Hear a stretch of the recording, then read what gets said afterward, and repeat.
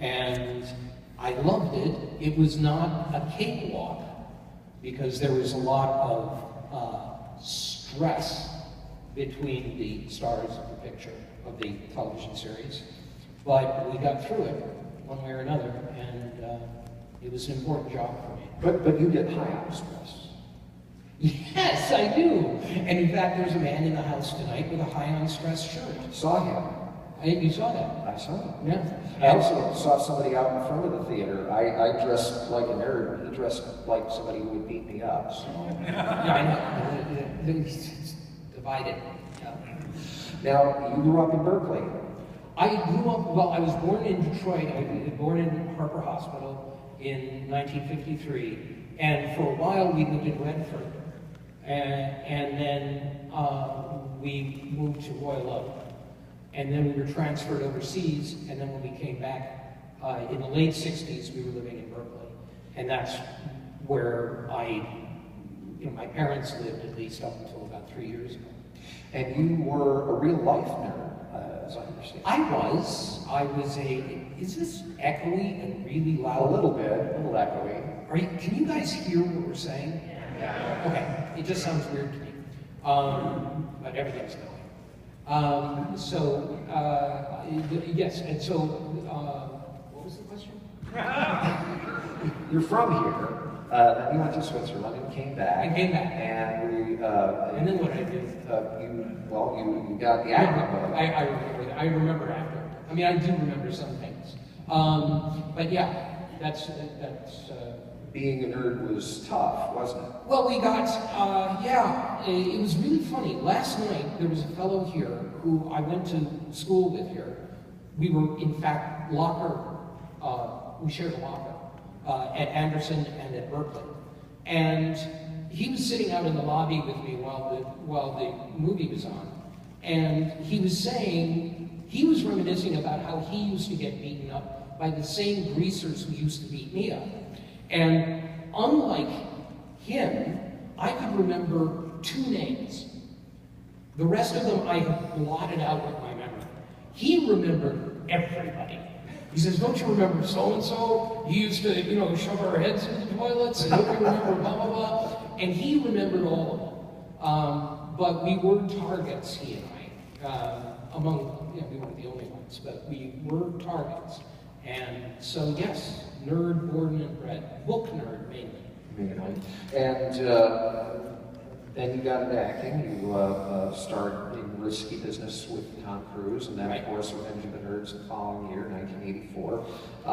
Were you surprised at the success of Revenge of the Nerds? No, because it was not an immediate thing at all. Revenge of the Nerds, really like Risky Business and Better Off Dead, too, were all movies that came out. They were relatively successful.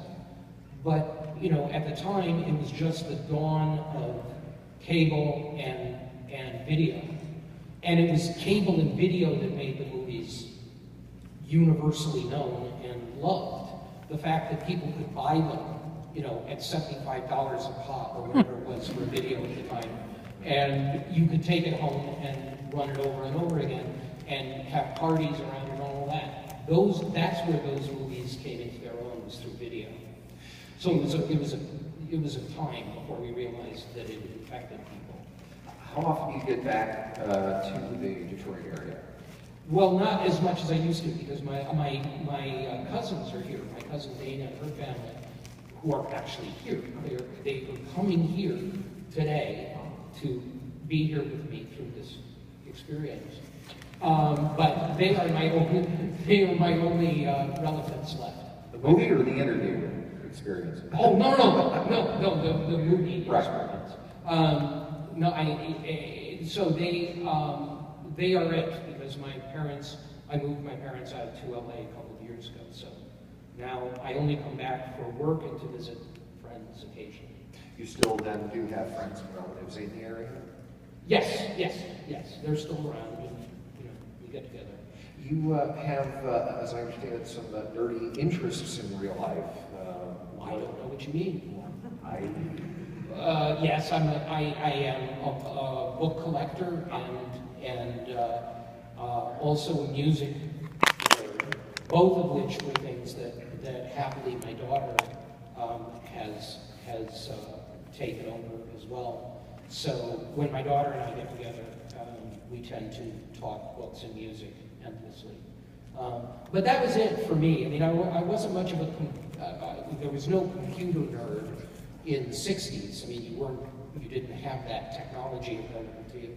And I would read books and share books with other like-minded nerds. Music was another thing that connected us. There was comic books, but I wasn't that into comic books. And then over time, the culture evolved. And I remember being at one of the first Star Trek conventions here in Detroit in about 1973.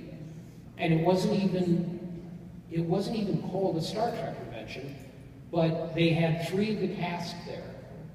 And nothing to buy, because there was no industry yet. There was no Star Trek industry. It had only been off the air, the original series for about, listen to me, I am such a nerd. So the series had only been off for like 3 years, and so we went down and saw them. It was George Takei and James Boone and Walter Koenig. And, you know, you got to meet them. I was really excited. So, you know, that was where I started. Now, do you keep in touch with any of the other stars of Revenge? Stars of Revenge of the Nerds, pretty much all of them, of the nerd group. When I was writing the book, when I was doing research for Revenge of the Nerd, some of them, like Bobby Carradine, I've been in touch with all along. He and I created a television series called King of the Nerds that was on for a few years. And so we have been in constant or near constant touch. Same with Larry B., who plays Lamar, Brian Tochi, who plays Takashi. We're all in LA, we see each other, we have dinner, we do that every once in a while. Tim lives out here in Michigan. Andrew lives in New York. So but we stay in touch. And I did interview all of them for the book. And it's coming out July? July 11th, yeah. Wonderful, great. Let's see. I didn't. You had. Oh, I did have one other question. Yeah. What is Booger's real name? But does anyone in this house know what Booger's real name is? Sir? Dudley Dawson. Dudley Dawson? You are correct, sir. I wish I had something to give you. I don't. That shows real application. Yes. Dudley Booger Dawson. Dudley Booger Dawson. From, would anybody like to remember where Dudley is from? Or at least where his mother lives? Ohio. Geez, you didn't give any other people a chance, sir. And I'm a little worried about how much you know. Worse than you think. I don't want to hear about it. I do. Talk to me later. Well, and now, what besides being here at the theater while you're in town, what have you seen? What do you want to see? Well, yesterday I was doing press all day, so I was downtown, which was kind of cool because I was at the Chase Building, and the Chase Building is where my Italian grandfather worked. And I visited it, at the time it was the National Bank of Detroit building. And I went down there and visited him in his office. And yesterday I was in the same building doing a TV interview. I thought that was kind of cool. And went to Lafayette, Coney Island. Yeah. Yeah! Yes. That's how I knew I was in Detroit, baby. And I went to Lafayette, Coney Island. Lafayette. I had 2 dogs. Any American Coney Island fans in here? Boo! Yeah, it's a rivalry for sure. Don't quote me. I didn't boo about American, but they're not. Yeah, it's one of the ongoing rivalries here. I understand. You should try to queue line when you're in town. I know. I haven't had that experience yet. They just announced that those are going to be free now through next month. Really? Rides on that. Yeah. Well, they want to get people to still, figure out how to navigate traffic with. Yeah. It was great to be down there, though. That whole area down there at lunchtime and seeing all the people walking around in the food trucks out on the street, it just made me feel so good to just get that sense down there. I really enjoyed that. Well, we're just about ready to start the film here. Do you want to take a question or two? Sure, yes. Oh, yeah, well. Does anyone? Somebody Yes. right here. Do you have a favorite restaurant when you come up here, you visit? A favorite restaurant? Do I have a favorite restaurant?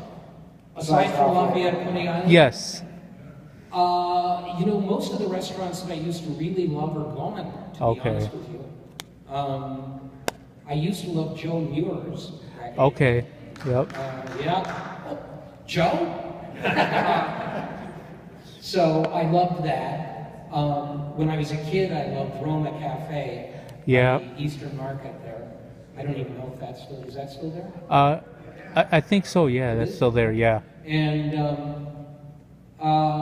so, yeah, I mean, I haven't been here long enough, except for downtown. I was shooting a movie downtown a few years ago called Okay. Sparkle. And I was down there for about 3 weeks. And Okay. I ate everywhere Okay. downtown. Okay. But the places that I used to go, most Yeah, of them are gone. gone. Any other questions? One back here. Of the scenes in Revenge of the Nerds that you're in, what's your favorite? Favorite scene? Favorite scene in Revenge of the Nerds? Of yours and yours. Of mine. I'm a bad person to ask because I tend to not like anything that I do. So I tend to like things in spite of me. What? You're really pressing me to tell you what my favorite scene is. He's tougher than I am. Why? He's just not letting up. All right, I will say the belching scene. And the reason I love the belching scene, twofold. One is, a few years later, I made a movie with Alan Arkin, who was one of my heroes. And I was so excited to meet Alan Arkin. But all I had behind me was Revenge of the Nerds. And he met me the first day, and he kept looking at me so oddly, and I couldn't figure out why. But of course, I couldn't imagine Alan Arkin would have recognized me. And finally, one day, he came into breakfast and he said, "You know, I just figured out where I know you from." And he said, "Where?" I said, "Revenge of the Nerds." He said, "I have to tell you something. My kids wanted to go see that. I didn't want to take them, but I figured they really wanted to go, so I took them." He said, "You know my favorite scene in that whole movie? That belching contest." He said, "The way you prepared for it, the way you prepared, it was like a great act to prepare." And I'm going, "It's Alan Arkin." Alan Arkin like the belching scene? I couldn't believe it. And the second reason I loved it was because, of course, when we shot it, obviously that is not me belching, because no human could make that sound. And so basically what they did was I got up on stage and I went forever while they shot that, and then they dubbed it in later. Tim Busfield told me he was hanging around when they were editing the movie and they were doing that scene. And this sound comes out of the speaker, and Tim says, "What the hell is that?" And it turns out what they did was they took the sound of a man belching, the longest they could find, and they mixed it with a field recording of a camel orgasming. Someone found a recording on a long playing record of two camels mating. And the sound that you hear, and I defy you to ever watch the belching contest again and not think of two camels. Because that's what the sound is an expert blending of a man belching and a camel coming. That's got to be on YouTube. That recording. So that's my favorite scene. Now, my actual favorite scene is two. One, the one with Anthony and Michelle, when they realize they have the same glasses prescription, which they